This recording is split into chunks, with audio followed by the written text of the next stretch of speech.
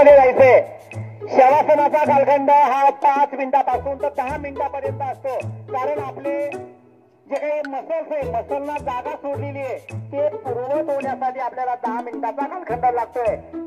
आपण शवासनामध्ये जी जी आसनं बघितलेली आहे त्या आसनांची माहिती आपल्याला बघायची आहे.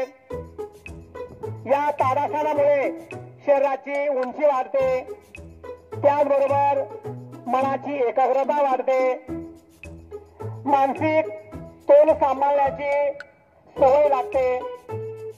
पायाचे, हाताचे, पाठीचे स्नायू काय होता माहितीये का, मजबूत होत असतात.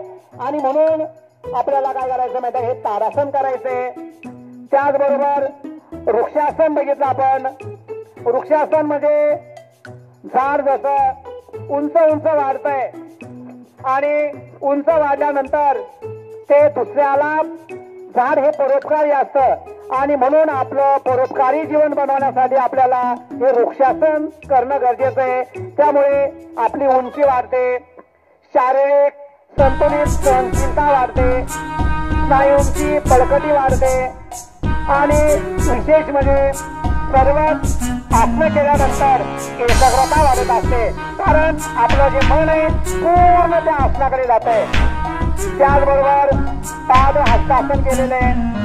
या पाद हस्तानामुळे आपण शरीराची घडी केलेली आहे. कमरेपासूनचा भाग वरती आणि कमरेपासूनचा भाग दोन्ही आपण काय केलं, एकत्र केलेला, पूर्ण खाली वाकलेलं होतं. याच्यामुळे काय होतं माहितीये का, पायाची आणि पाठीच्या मणक्याची लवचिकता वाढते. आणि ही लवचिकता वाढण्यासाठी आपण काय केलं पाहिजे, दररोज 2-2, 4-4 मिनिटं अशा प्रकारची आसनं जर केली तर निश्चितच आपली लवचिकता वाढेल. त्याचबरोबर पोटावरती चरबी वाढणार नाही, पोटाचे विकार जातील आणि पचनक्रिया सुधारेल. आज सर्वांनाच पचनक्रिया सुधारलेली दिसते प्रत्येक घराघरामध्ये. आणि म्हणून अशी पचनक्रिया सुधारायची असेल तर अशा प्रकारची आसनं करणं गरजेचे असते. त्याचबरोबर अर्धचक्रासन केलं आपण. अर्धचक्रासन म्हणजे आपण पूर्ण खड्या स्थितीमध्ये होतो.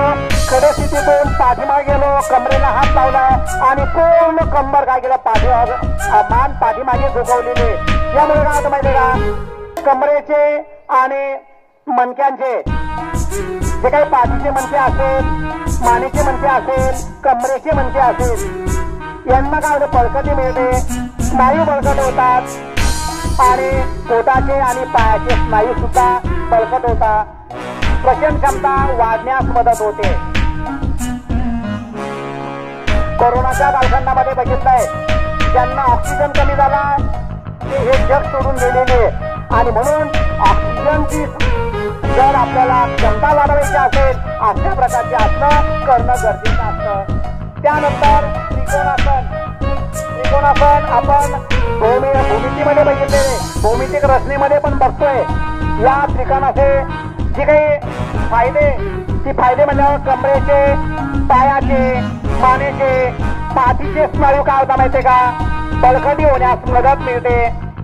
त्याचबरोबर शरीर काय होतं माहितीये का, सुदृढ होत आहे. आपण म्हणतो एकदम चवळीच्या शेंगासारखा दिसतोय, हा चवळीच्या शेंगासारखी मुलगी दिसते. म्हणजेच काय करत माहितीये का, अशा प्रकारची आसनं जर केली, हे त्रिकोणासन जर केलं तर आपली पोटावरली चरबी वाढणार नाही, कमरेवरली चरबी वाढणार नाही आणि आपलं एकदम स्किन फिट असू. आणि म्हणून हे असं आपल्याला करायचंय. त्याचबरोबर पहिल्या स्थितीमधले आसन जर बघितलं तर पहिलं जे आसन केलं आपण भद्रासन केलं. या भद्रासनामुळे गुडघ्याचे आणि नितंबाचे स्नायू बळकट होतात.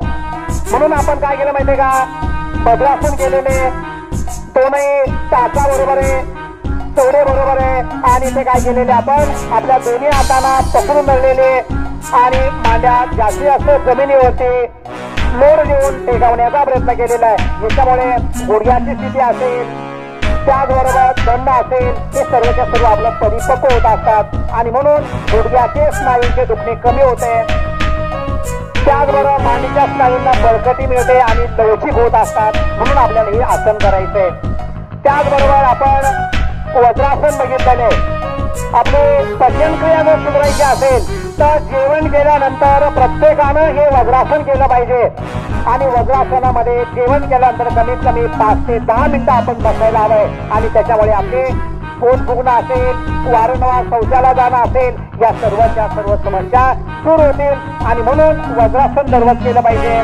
त्यामुळे गुडघ्याचे नितंबाचे स्नायू बळकट होतात, गुडघ्याचे दुखणे कमी होते.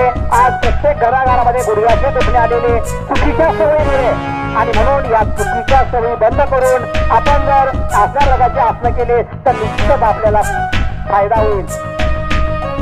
त्याचबरोबर महिलांच्या पोटाच्या तक्रारी दूर होतात. कॉलेजचे विद्यार्थी शयन स्थितीमध्ये सर्व आणि जर नसेल आपल्याला ऑर्डर फॉलो करायची तर वर्गामध्ये जायचंय. शयन स्थितीमध्ये सर्व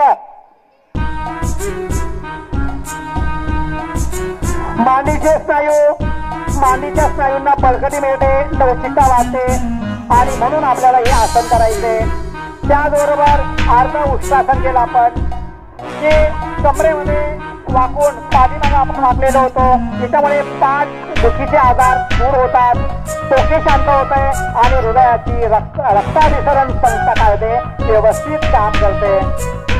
त्याचबरोबर उष्टासन बघितलेले. उष्टानामध्ये काय केलं माहितीये का, पाठीमागं पोटावरला आसन होत आहे, पोटावरून आपण गुडघ्यावरती उभं राहिलेले, गुडघ्यावरनं काय केलेले पूर्ण पाठीमागं आपला तोल ठेवलेला आहे आणि त्यामधून आपण आपल्या हातांनी काय केलेले बोटे पकडलेले. याच्यामुळे काय होतं माहितीये का, पाठीचे जे काही ताण येतो बऱ्याच वेळेस चमक उठते ही भरणार नाही, पाठीचे स्नायू मजबूत होतील, डोके आणि हृदयाची रक्ताभिसरण काय करते, रक्ताभिसरण सुधारते. माणसांना सुद्धा यामुळे काय होतं लवचिकता मिळते. बरेच आसनं असे होते की त्यामुळे आपल्याला ते करता येत नव्हते कारण आपली लवचिकताच नाही आणि म्हणून आपली लवचिकता जर वाढायची असेल तर अशा प्रकारचे असणं गरजेचं असतं. त्याचबरोबर शशांक आसन बघितलं. शशांक आसन आणि मंडूकासन.